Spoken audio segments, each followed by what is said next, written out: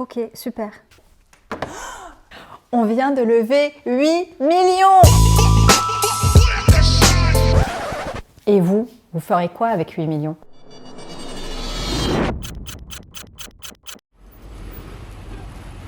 Depuis toujours, dans l'écosystème startup, on voit la levée de fonds comme une célébration, un achievement. Souvent, les personnes qui ne te calculaient plus trop avant te déroulent le tapis rouge après. C'est agréable, c'est grisant, il y a le petit esprit de vengeance qui est là. Mais maintenant, j'ai des comptes à rendre à des investisseurs. J'ai aucune envie de décevoir toutes les personnes qui ont été derrière nous depuis le début.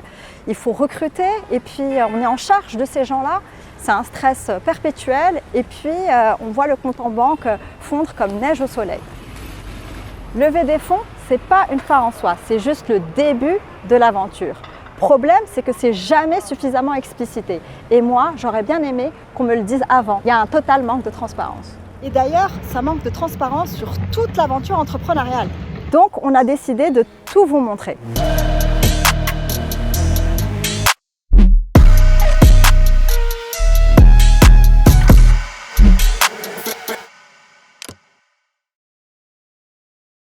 Déjà, il faut savoir qu'il y a énormément de temps qui se passe entre le moment où l'investisseur te dit « Ok, c'est bon, on y va » et où l'annonce est rendue publique. Vous voyez ce genre de publication avec les 3 mecs qui sont super contents parce qu'ils viennent juste de lever. Sur toutes les photos, c'est toujours des mecs en fait. Ils sont tous blancs en plus. En tout cas, quand on a bien avancé dans les négociations et que l'investisseur est enfin d'accord, il envoie ce qu'on appelle un term sheet. En gros, c'est un doc de synthèse qui reprend l'ensemble des éléments négociés. Et dedans, il y a les principales modalités financières et juridiques. Mais après, c'est pas fini. Avant l'annonce de la levée, il y a une période longue que très peu de personnes connaissent. Ça s'appelle la due diligence. Et c'est franchement bien relou. Faut savoir que j'ai reçu le term sheet fin septembre. Bonjour Maria, ça va? Vous allez bien? Très bien, merci. Je suis vraiment désolée. Je vais déjeuner en même temps que cette réunion parce que j'ai vraiment pas eu le temps aujourd'hui. Il n'y a pas de souci. Dites-moi, alors, vous avez reçu l'ensemble des documents? Nous avons bien reçu vos documents, effectivement, et ils ont été analysés par nos avocats. Cependant, il y a pas mal de points qui restent problématiques de notre côté. Il y en a beaucoup, Maria, s'il vous plaît? Il y en a pas mal, oui. D'accord. Et là, c'est quoi la procédure? Vous nous renvoyez une... Je vais devoir effectivement vous renvoyer une nouvelle liste mise à jour. D'accord, parfait. Ben, écoutez, je vous tiens au courant. Déjà, il faut montrer patte blanche. Ils veulent un truc super carré. Les statuts de la société, le pacte d'associés, les conformités RGPD, l'INPI, avec les droits des marques.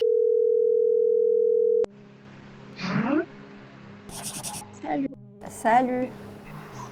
Ça va? Ouais, toi? Bah écoute, je t'avouerai que je viens de raccrocher avec les avocats de Perpetua et c'est trop compliqué quoi. Ils m'ont envoyé un fichier Excel avec 3 onglets différents et chaque onglet, il y a genre 50 à 60 lignes avec que des documents à envoyer quoi. Et je t'assure, franchement je sais pas comment je vais faire pour rassembler tout ça quoi. C'est hyper long et sincèrement je sais pas si tous ces documents là ils me les demandent parce que c'est une nécessité ou ils ont envie de ce deal ou c'est juste une excuse pour faire parce qu'ils n'ont pas envie de ce deal ou... C'est tout le temps comme ça.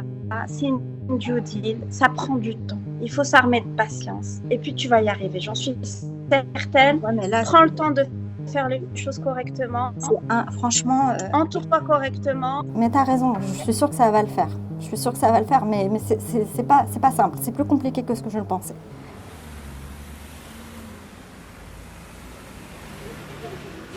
Oui, allô? Oui, je suis au coin de la rue, là, j'arrive. Oui, Audrey, à tout de suite. Si j'avais 8 millions, c'est une bonne question. Je pense que je vais faire le tour du monde. J'achèterai une belle maison, bord de mer, piscine débordante. De toute manière, je vais pas mourir avec mon argent. D'investir cet argent-là dans des associations. Je vais pas aller chez Dior et Chanel, je pense pas. C'est la vérité en tout cas. Aujourd'hui, grosse journée. Bon, déjà, on a trouvé des locaux, un bureau privé dans cet espace de coworking. Ça a été aménagé, mais là, j'attends Nada pour voir ce que ça va donner. Ensuite, on va enchaîner sur une matinée entière pour travailler la stratégie de contenu avec Yann Leonardi. Et puis cet après-midi, on est invité par l'équipe de Band of Sisters à l'Institut français de la mode. Nada va intervenir et parler de Vera et surtout comment elle a pu lever 8 millions d'euros. Attends, ouais, je vais t'ouvrir. Ça va? Ouais. Il faut savoir que moi, je viens de l'industrie de textile, de l'industrie de la mode. J'ai 10 ans d'expérience là-dedans avant d'intégrer l'Institut français de la mode d'ailleurs. Et puis je me suis rendu compte que en fait, nous les particuliers, on ne porte que 30% des vêtements que l'on a dans nos placards. En même temps, au même moment, la production textile, ces 15 dernières années, a plus que doublé.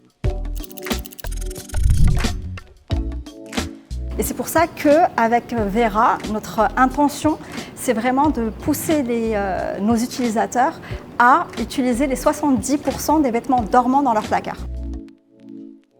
J'ai contacté un des fonds avec lequel j'étais en discussion pendant plusieurs mois. Je cherchais la somme de 700 000 €. Jusqu'au jour où je reçois le fameux mail qui fait toujours plaisir à recevoir. Nous ne sommes pas intéressés pour investir. Lorsque je reçois ce fameux email, je leur réponds « Je suis à Dubaï la semaine prochaine. Je vous propose qu'on prenne un café. Si à l'issue de ce café, je ne vous ai pas convaincu, au moins j'aurais tout essayé. » J'arrive au check-in, ils ne m'ont toujours pas répondu. Je sens mon téléphone vibrer. Je me suis dit, c'est bon, c'est eux. Il y a un truc. Et effectivement, ils m'ont dit, si t'es dans le coin, carrément, passe au bureau. Je fais, très bien. J'ai passé 2 heures avec eux en leur expliquant exactement ce que je voulais, comment je voulais faire, le pourquoi du comment. Et j'ai vu qu'ils étaient vraiment intéressés. Je cherchais 700 000, donc j'avais construit tout mon business plan là-dessus. Ils m'ont dit non, you need to commit more. J'ai refait mon business plan. Le lendemain matin, j'ai repassé 2 heures encore avec eux et je suis ressortie de là avec 8 millions.